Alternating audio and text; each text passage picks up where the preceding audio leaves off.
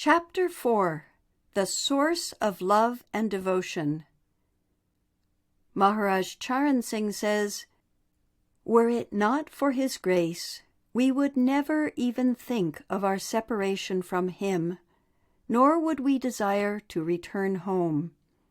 But for His grace, we would neither meet the Master nor follow the path."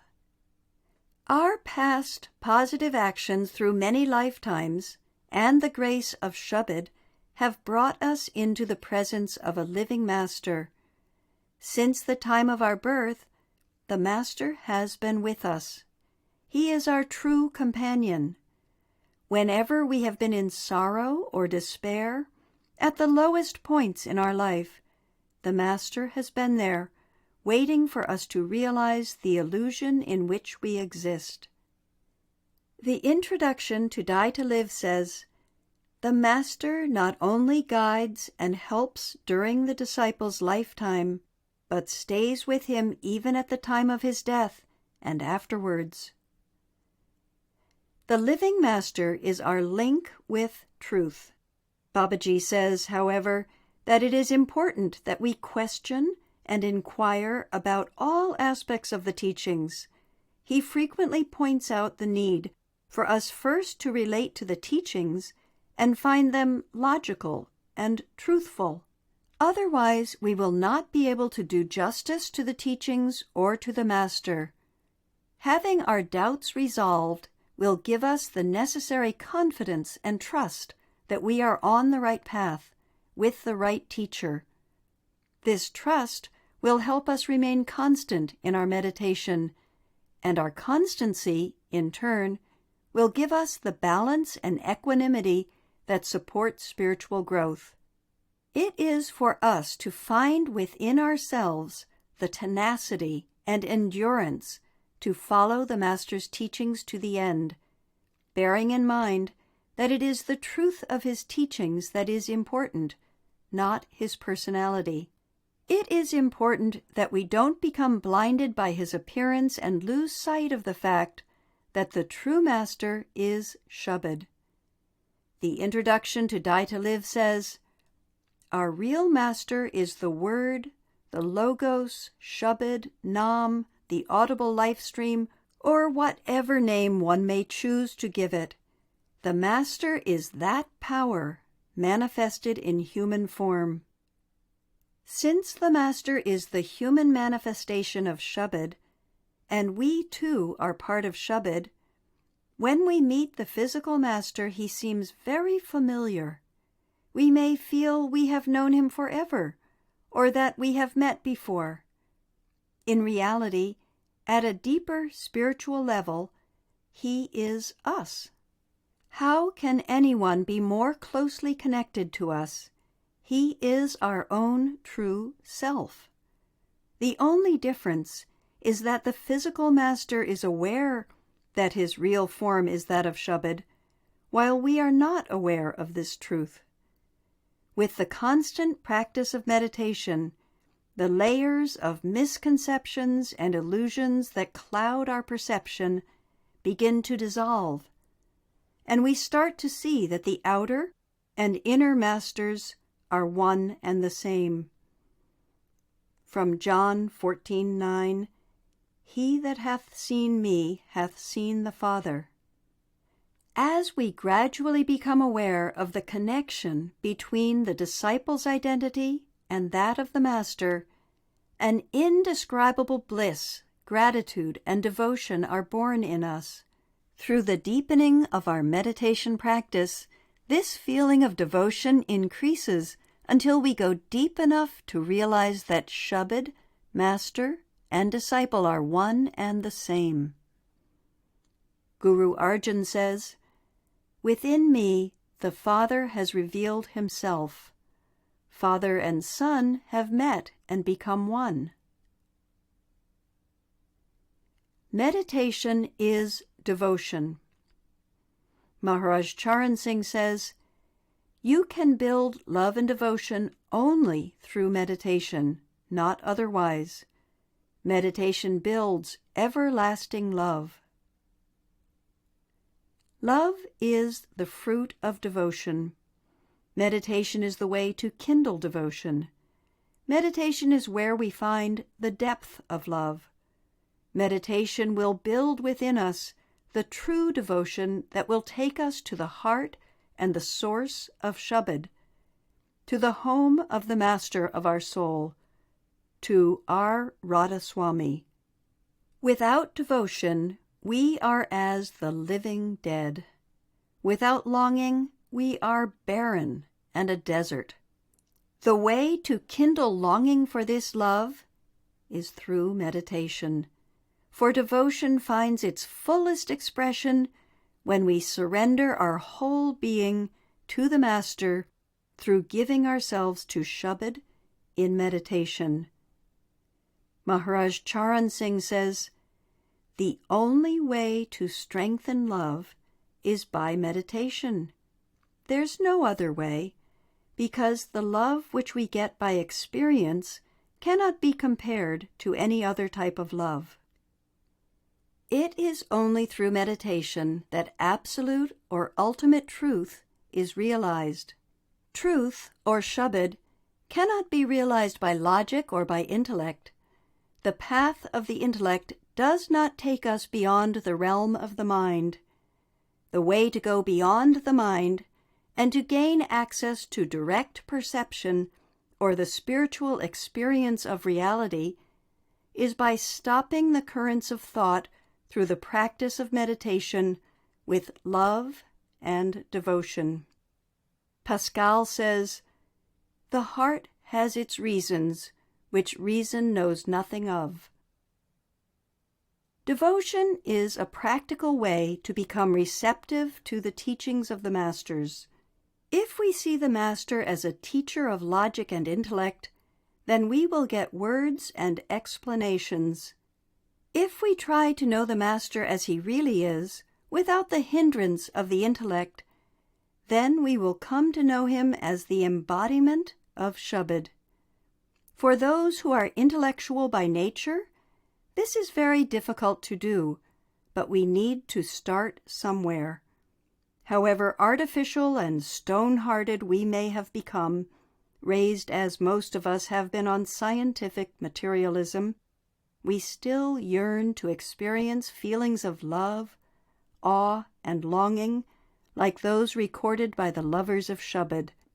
Sheikh Abu Sa'id Abul Khair says, "Love came and emptied me of self, every vein and every pore made into a container to be filled by the beloved.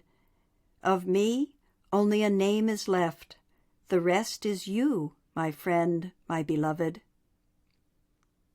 The path of devotion, or bhakti, can begin by simply recognizing the Master's kindness, by not taking him for granted.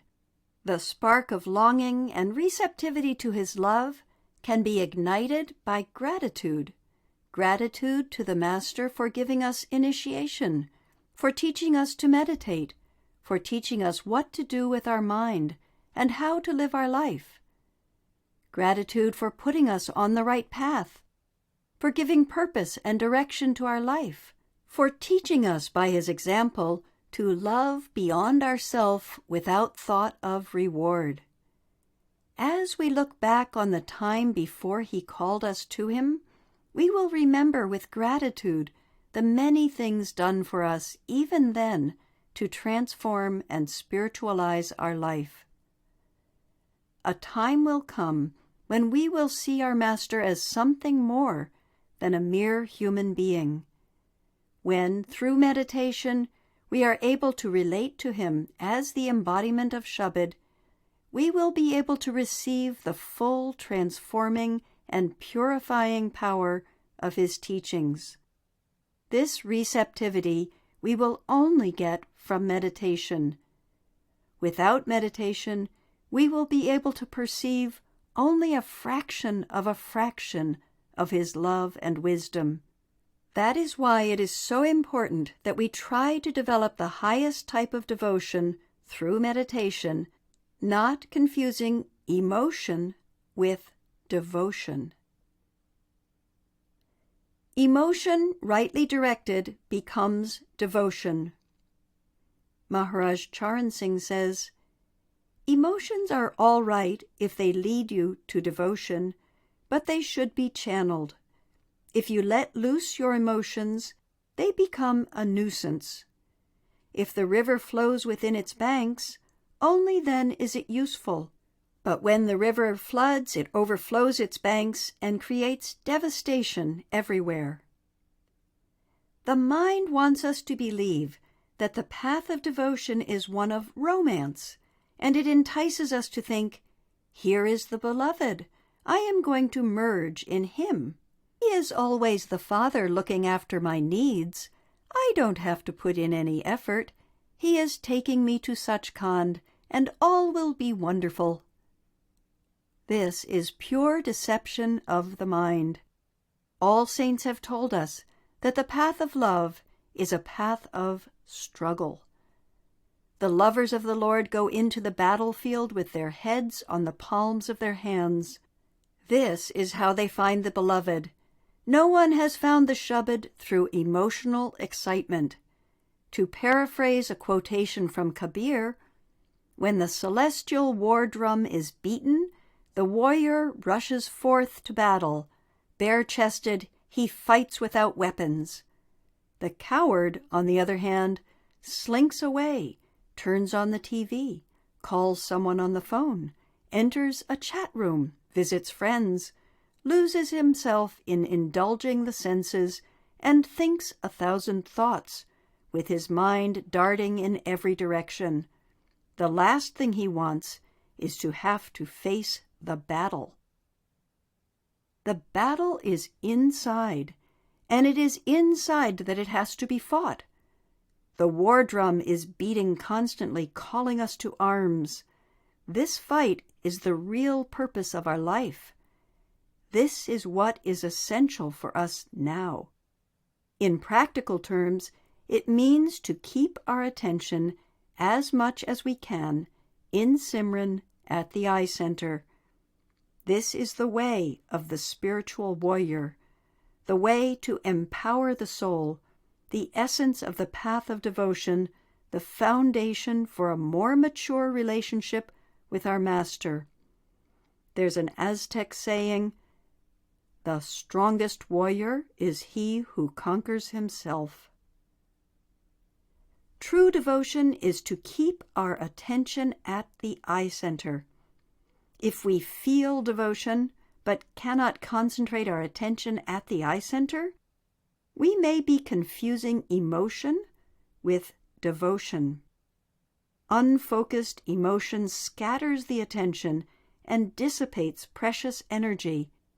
It is the concentration of our attention, of all our longing and consciousness at the eye center, that alone will enable us to break through the barrier of the physical. This alone will bring us into contact with the inner experience that will enable us to sustain true longing and devotion. This inner experience cannot be had if our attention is scattered and misdirected outwards by emotion. That is why devotion is not the same as emotional excitement. It is important to distinguish between the two. Maharaj Charan Singh says, "Love is always within. When you try to dramatize your love, you lose the depth of the love." Sant Mat, the path and practice of the saints, is not a matter of lip service or emotional excitement. It is a profound way of life to be lived, within ourselves, at every moment and at every level. The mind falls into the trap of wanting to run after the physical form of the Master because it believes that this is the way to demonstrate love for him. We get caught up in running after the physical form of the Master, like going to see a pop star. Everybody is jumping up and yelling, and because of all the emotional excitement buzzing and humming around us, we soon find ourselves jumping up and yelling too. We may ask ourselves why this so often happens in the relationship of spiritual master and disciple. Could it be because we want to believe that running after the physical form of the master will give us spiritual benefit to compensate for our lack of effort in meditation? Could it be that we cannot face the effort required of us to go beyond the physical level to discover truth? We want the easy way out. But the fact is that no amount of seeing the physical form of the master will compensate for a lack of meditation. And when we put the master on a pedestal and worship him in his physical form, are we not treating him like a stone idol, an image of what is already an image of truth? Taking an analogy that Master Charan Singh often used, it is like the sun reflecting on water that is then reflected on a wall. Rather than being content with the reflection on the wall, would we not do better to seek to see the sun itself? Maharaj Charan Singh says, "People think that by running after me or by greeting me and saying Radha Soami many times, they will get spiritual benefit. It is nothing but their own deception. What do they get out of it? By touching my hand or my clothes or putting the dust from where I have walked on their forehead? They get nothing." When we confuse emotion with devotion and follow blindly our own need for outward rituals and tangible evidence, when we give up the spiritual fight and surrender to our human tendency to ritualize and reduce everything to the physical, we are doing a great disservice to the masters and their teachings. We are being deceived by our mind. True devotion is trying to please the master by bringing our attention up to the eye center. To help him in his promise to liberate our soul is the greatest demonstration of love we can give him. Maharaj Charan Singh says, "Running after the physical form of the master is something very different from having love for the master." The task of the physical form is to initiate us and to introduce us to the inner master. The master has told us where his real form is. Now it is up to us to pursue it. The physical is a means, not an end. We need the physical to love because we cannot develop the love needed for success on the spiritual path if its object is just an idea, a concept in our mind. Our aim has to be to direct our love for the outer master into effort in meditation so that we reach beyond the physical to the spiritual. Let us not get so attached to the physical form that we stop our efforts to see him within. Buddhist masters express this dramatically by saying, "If on the road you find Buddha, kill him." Here they are not talking about the physical, not that we have to physically kill the master, but we have to kill our limited concepts. They are trying to provoke us out of our slumber by drawing our attention in such a dramatic fashion to our limitations. We are ignorant of who the master is. As we grow in understanding of the purpose of the physical master, we cannot stop there. We must carry on our search for the master's real form, the Shabad form. From John 16:7. "Nevertheless, I tell you the truth. It is expedient for you that I go away. For if I go not away, the Comforter will not come unto you. But if I depart, I will send him to you." Commenting on this quote, Shabad Master Charan Singh writes, "He, Jesus, says, 'When I leave you, it will be in your interest.'" Hearing this, the disciple is surprised. How can it be in the interest of a disciple that the Master leave him physically. Christ explains, "Day and night you are running after me now.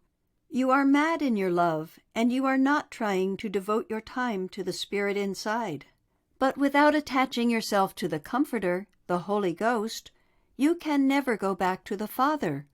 So when I leave you physically, you will not find me anywhere outside, and you will have no option but to seek me within. Then you will be in touch with the Comforter, who will pull you up to my level, the level of the Father." In the introduction to the book, Nobody, Son of Nobody, a story is told of a young disciple whose master has turned cold towards him, and finally has him thrown out of his presence. Bereft and in anguish, with no one else to go to, he turns to the Lord and throws himself on his mercy. Suddenly an indescribable peace descends upon him, and he tastes that which he was seeking. At that moment his master comes to him, and still confounded, the disciple asks him how he could treat him that way. The master answers, "You had given up all and everyone, but there was still someone between you and your Lord, me. I was the only idol left in the temple of your hopes, wants, and fears, and that had to be taken from you for your ego to surrender and take refuge in the Beloved. Rise now, let's relish this victory." All masters proclaim the same truth. The true master is Shabad. True Darshan is inner Darshan. The truth is within. The journey of Sant-Mat can take the disciple to the innermost level of truth, but the disciple has to travel there. The master can point to truth, but he cannot experience truth for us. A father has done his job when his sons and daughters are no longer dependent on him. It is only then that the father becomes happy, because he has accomplished his fundamental task of bringing the children up. Likewise, the task of the living master is to show us how to make contact with the radiant form so we can gradually distinguish true from false and travel the path with firmer and stronger steps. The true master is the Shabad that projects itself into a human form and descends to the physical level, disguised as a human master, to introduce us to the master within and to bring us back to our source. A mature level of devotion is one where the disciple realizes that the true master is the master that never dies. Meditation is the way. Meditation is the means by which the love and natural emotions generated by contact with one who lives by truth are directed inwards and upwards to bring us to that state where alone we become intimate with the real master. Maharaj Charan Singh says, "May your love of the form culminate in the love of the formless." The role of the master. Maharaj Charan Singh says, "The purpose of the physical form is achieved by explaining the teachings to you, putting you on the path, and filling you with love and devotion for Shabad or Nam.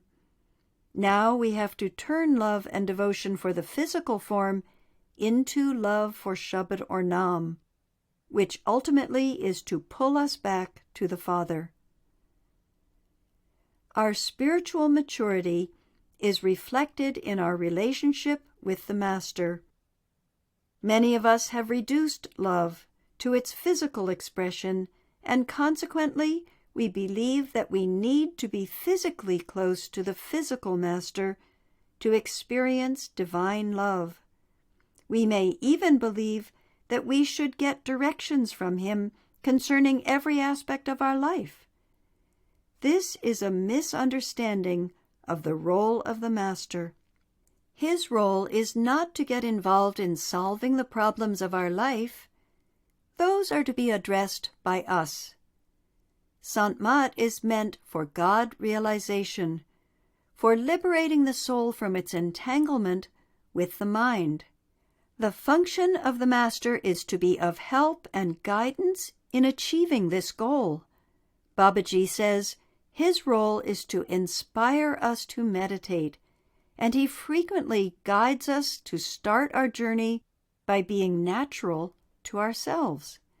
If he is telling us to be natural, it is because our relationships with him, with the teachings, and with life in general have become mechanical, superficial, and artificial, all centered in the physical sphere.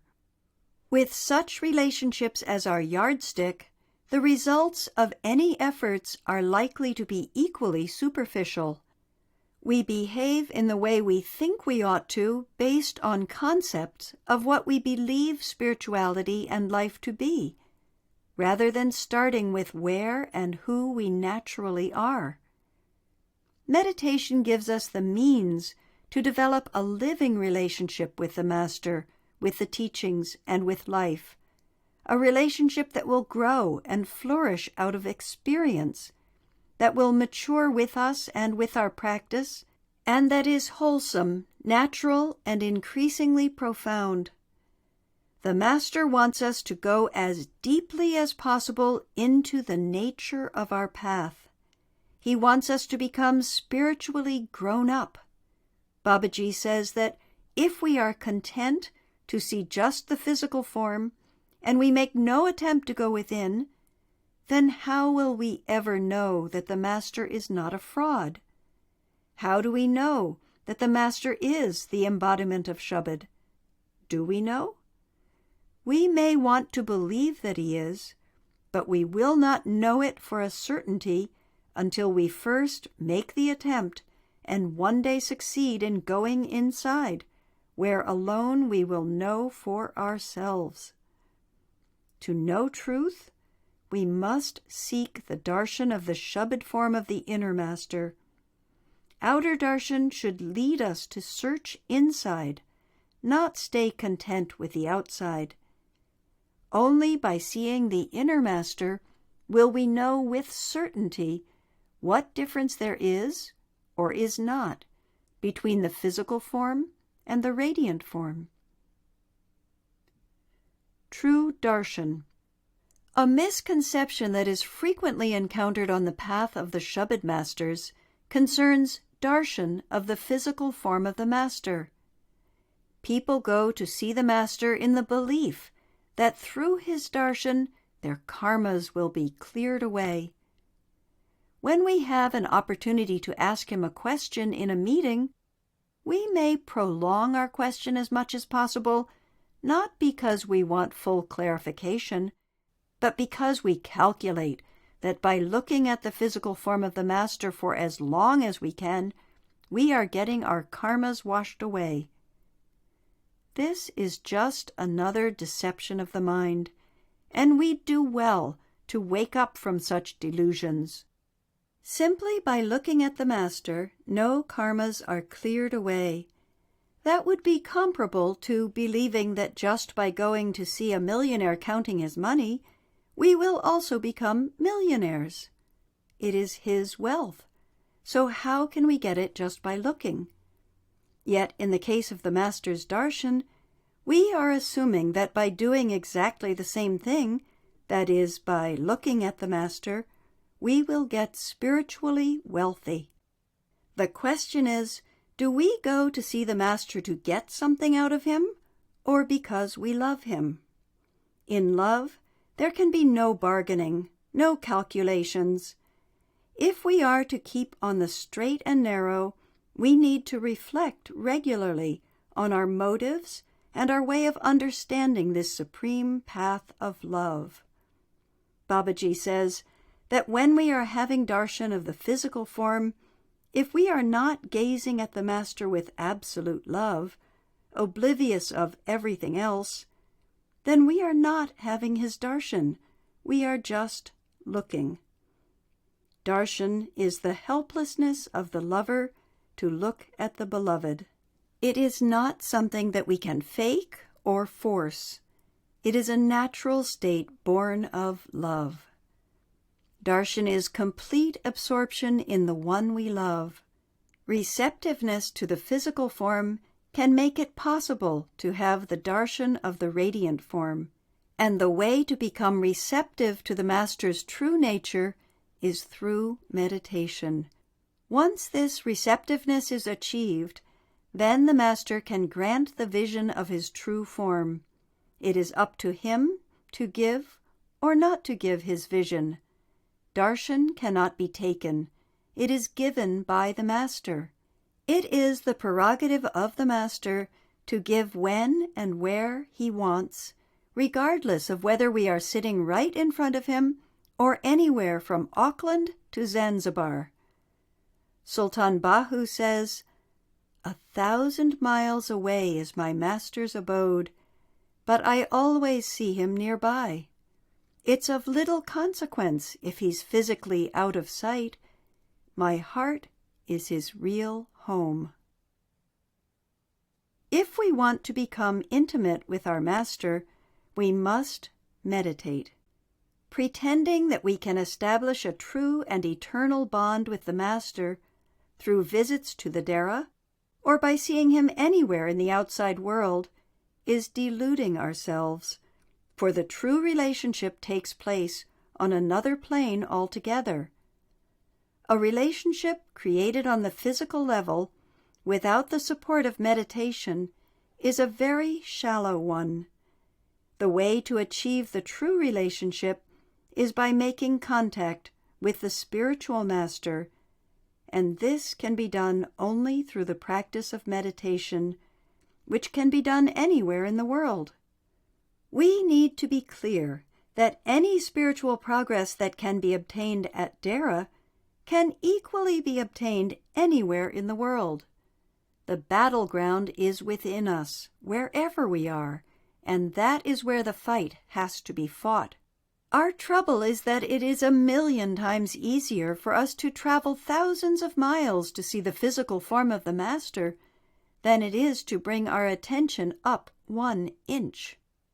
Lack of spiritual courage and stamina makes us keep running to the outer form. The physical form of the Master is our starting place in understanding spirituality. It is also our safeguard in our battle with the deceits and deceptions of our mind. But the true intimacy with the true Master and real spiritual progress will only be obtained within us through meditation.